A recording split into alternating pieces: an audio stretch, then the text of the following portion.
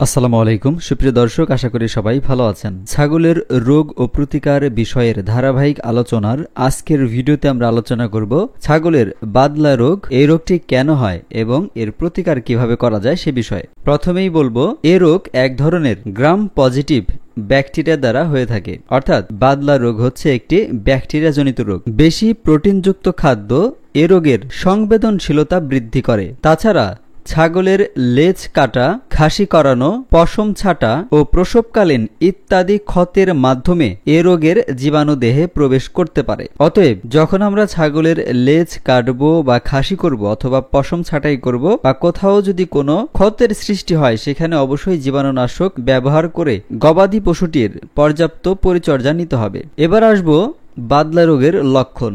এ রোগে আক্রান্ত ছাগল হঠাৎ কোনো লক্ষণ প্রকাশ করার আগেই মারা যায়। এ রোগে পায়ের মাংসপেশি আক্রান্ত হয় বলে ছাগল হাঁটতে পারে না, খুঁড়িয়ে খুঁড়িয়ে হাঁটে। আক্রান্ত মাংসপেশিতে চাপ দিলে পচ পচ শব্দ হয়। ছাগলের জ্বর, ক্ষুধামন্দা, পেটে গ্যাস ও অবসাদ ভাব ইত্যাদি উপসর্গ বলে গণ্য করা হয়। প্রতিরোধ: আক্রান্ত পশুকে সুস্থ পশু থেকে আলাদা করে চিকিৎসার ব্যবস্থা করতে হবে। মৃত পশু মাটির নিচে পুঁতে রাখতে হবে। প্রতি বছর টিকা প্রয়োগের মাধ্যমে এ রোগ প্রতিরোধ করতে হবে।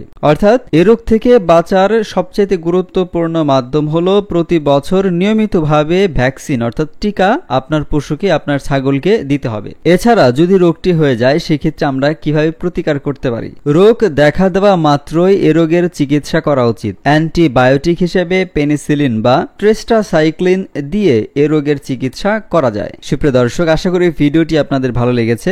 আমাদের পরবর্তী ভিডিওতে আমরা ফুট রট রোগ নিয়ে আলোচনা করব। পরবর্তী ভিডিও দেখার আমন্ত্রণ জানিয়ে আজকের মতো ভিডিও এখানেই শেষ করছি। সবাই ভালো থাকুন, সুস্থ থাকুন। আল্লাহ হাফেজ।